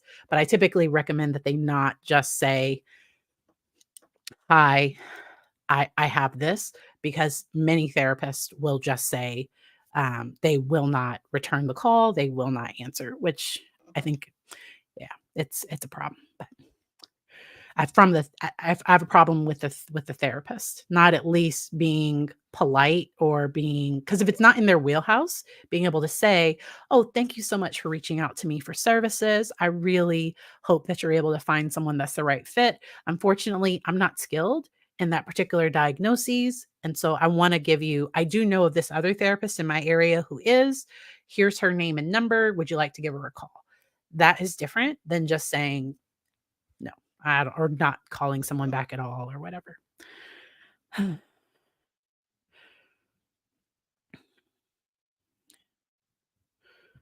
Wow, I didn't know that. I'm not surprised that Utah has the second highest number of YouTube content creators. Wow.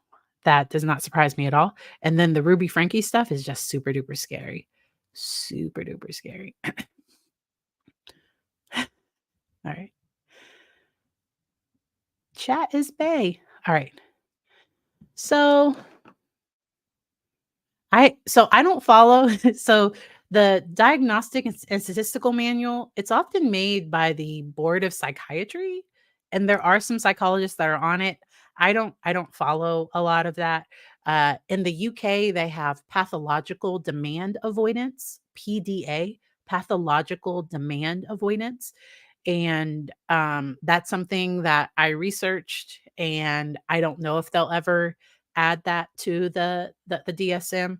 I desperately want them to add complex trauma, but if they do that, that would probably better explain some of the personality disorders. So I don't know if they ever will, or at least as a specifier or something.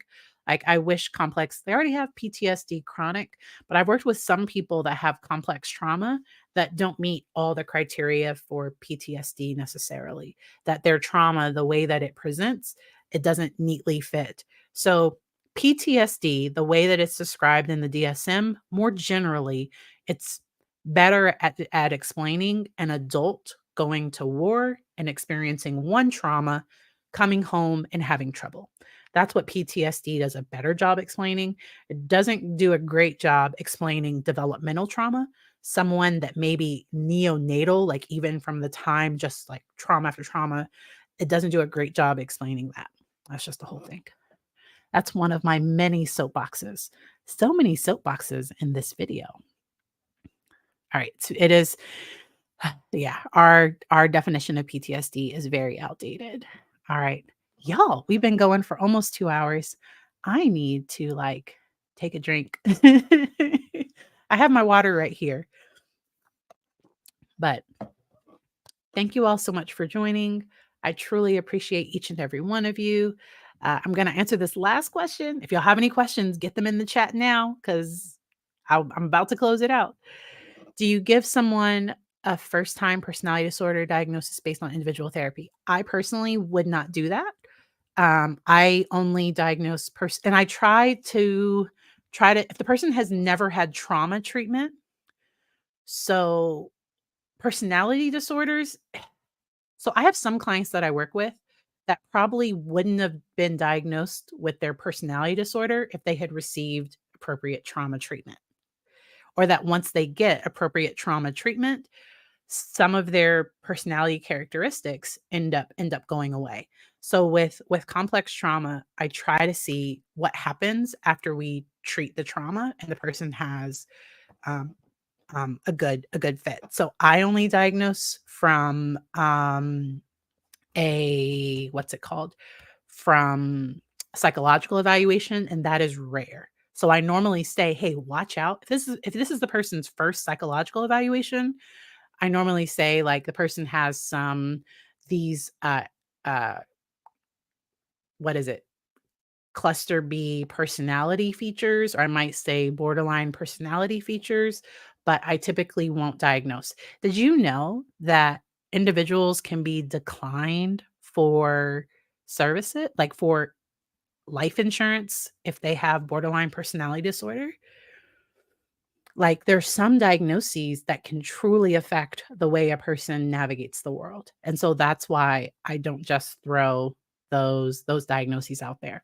If somebody tells me that they have that as a prior diagnosis, if that's a prior diagnosis, I will sometimes include that, and then if I'm not seeing those signs and symptoms, then I'll recommend they get a psych eval to see if they like, was that an inappropriate diagnosis that the last person gave. Um, you can't get life insurance with many diagnoses, and that's why I'm very, very careful with it. I am only licensed in the state of Virginia. I am not accepting new clients because I am booked. I accept insurance and that's why I am here. Okay. I am here. I do this to give y'all education, but I can't be your therapist. I'm sorry. And if if I was your therapist, I wouldn't be able to answer your questions. So if that helps, it might not help. I'm sorry. Um, all right. Oh, working on self-compassion. Yes, please, please. So often we internalize the voice of negative. So if I had a caregiver that was very critical, I will sometimes internalize that voice.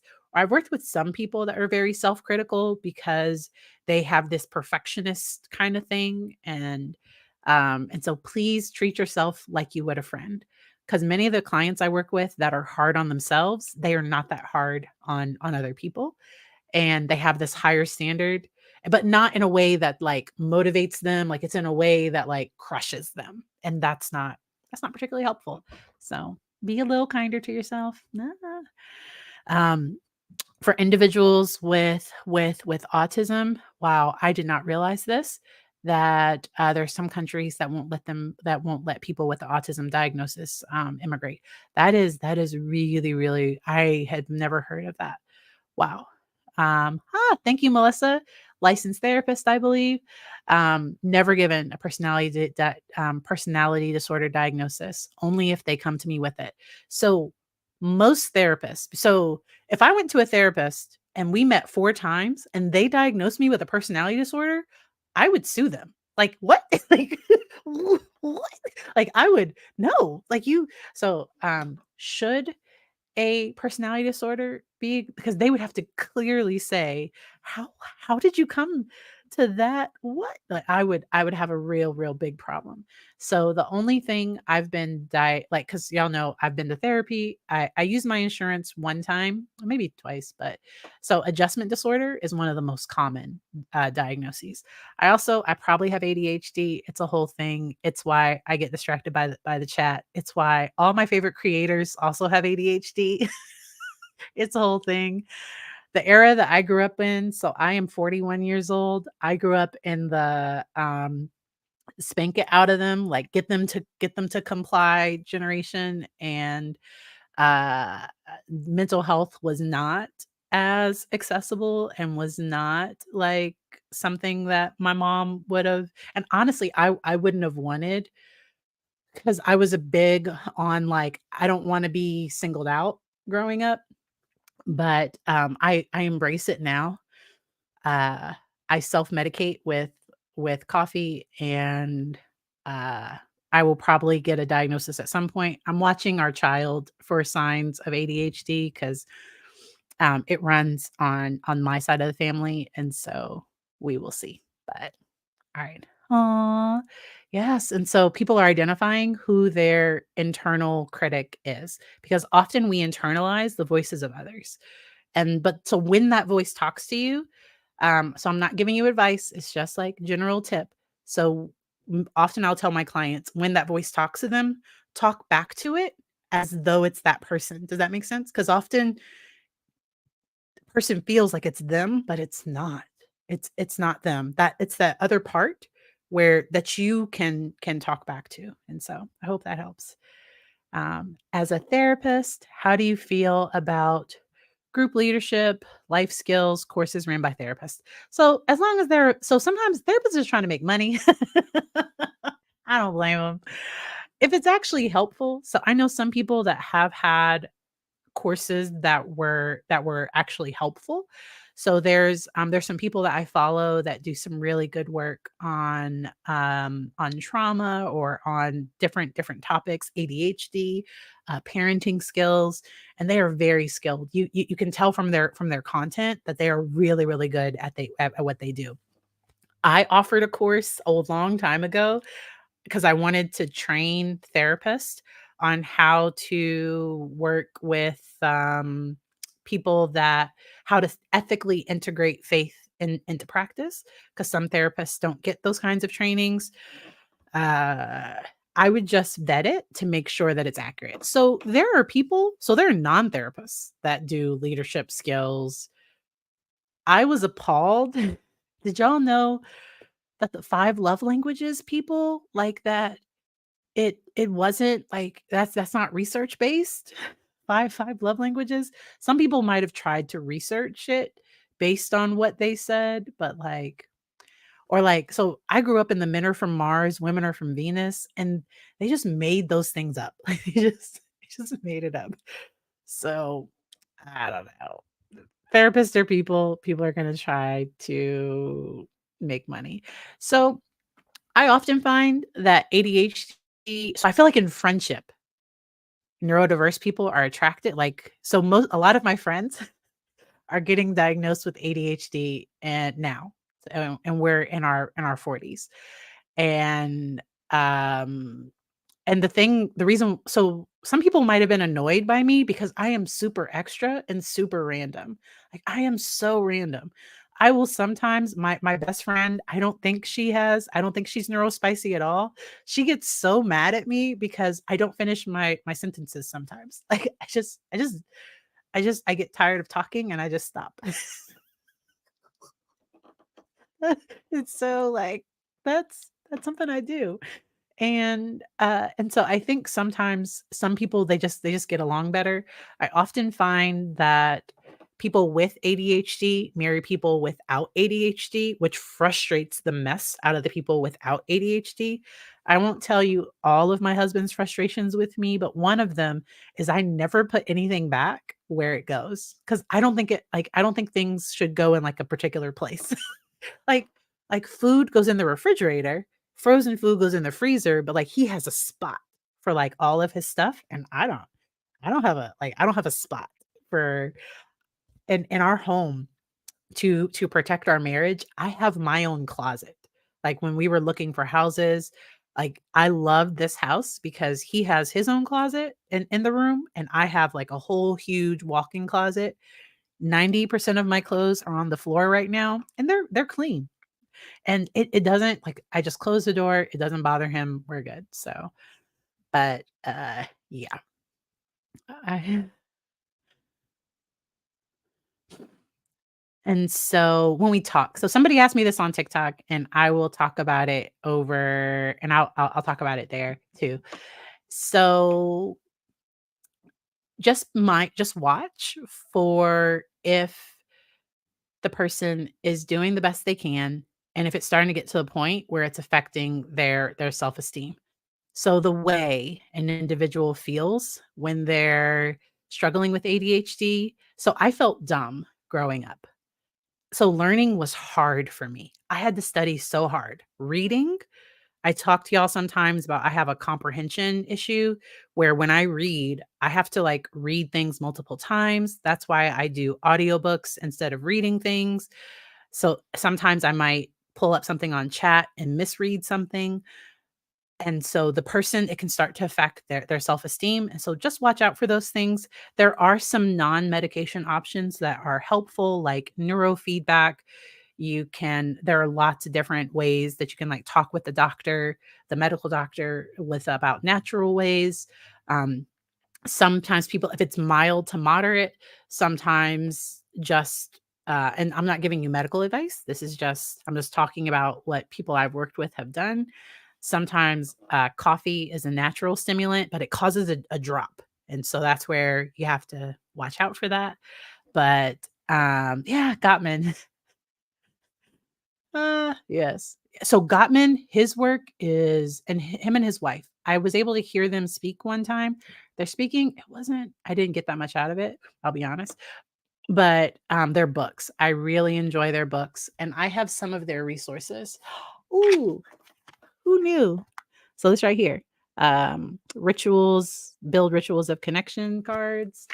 Um, I also have their 52 questions before baby, and then their love map. This is all Gottman Institute. So funny that you said them, and I like literally have cards right there. So yeah. All right. All right. So some people like neurospicy, some people don't. I personally, so I don't. And so I try to use the language that people like, and that people say. And someone's always going to say they prefer something different.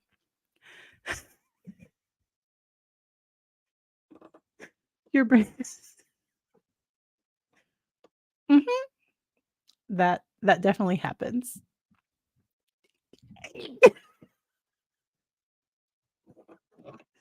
I can't with y'all.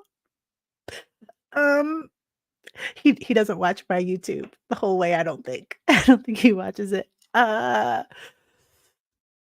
So great story. I was working with him unofficially. So, like, my husband has been wiping off his groceries since we got married, and we got married 10 years ago, and I thought it was so dumb. He's had hand sanitizer in his car, and he regularly sanitizes his steering wheel since before we got married. Like, this is just when we go to hotels, he's always wiped off the remote, wiped off the handles.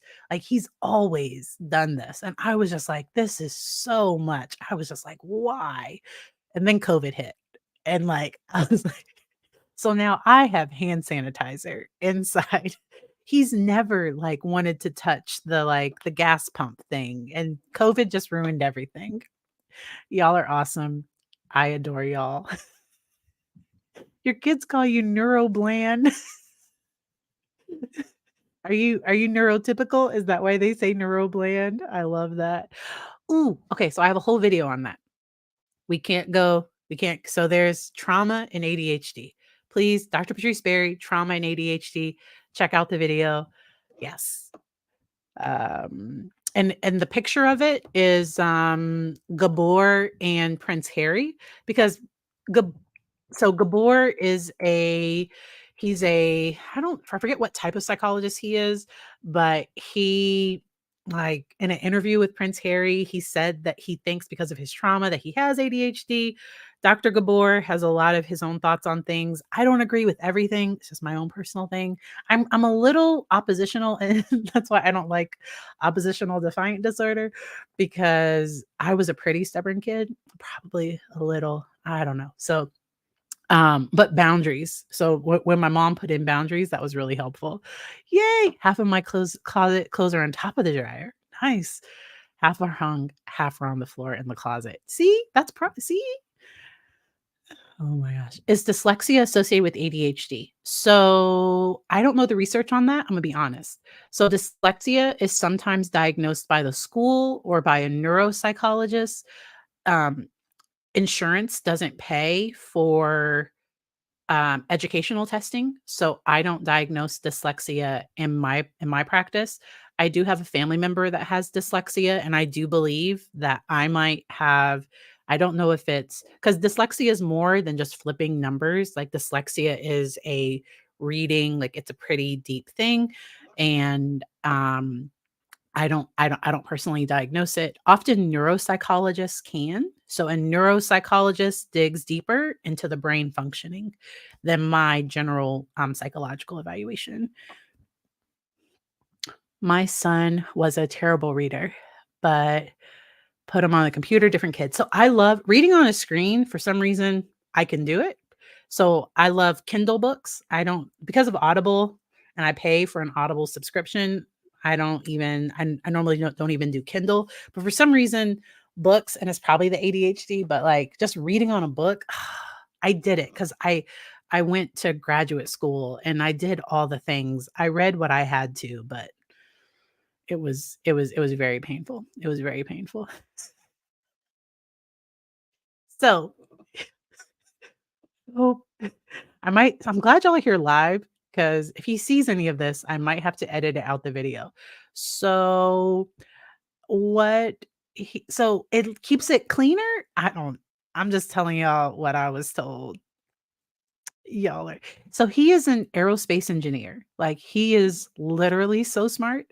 And I was talking with somebody recently, and there were some OCD type features, but their goal is to be an engineer. And you kind of want your engineers to be like a little rigid and specific about things. Like you want your buildings to be safe. Like you want the way an engineer's brain works is kind of wired. That's why I talk about the difference between OCD and OCD personality. You can't diagnose your own family members. I don't know if we've ever talked about that. So I can't diagnose my child. I can't diagnose like my family, my husband, my but as a psychologist, you kind of see things and you get ideas and yes. All right. Dr. Gabor has some really interesting ideas and research. I saw a video recently about kindness, about people pleasing, how stress builds up in the body with people pleasing. I didn't watch the whole thing. I'll be honest. So, the way he talks, it's hard for me to listen to it. So, I like people that are kind of like animated. And he's super chill, and my brain shuts off, and I just can't do it. So, all right. I adore you all. I hope y'all enjoy the rest of your day. I gotta go. Bye.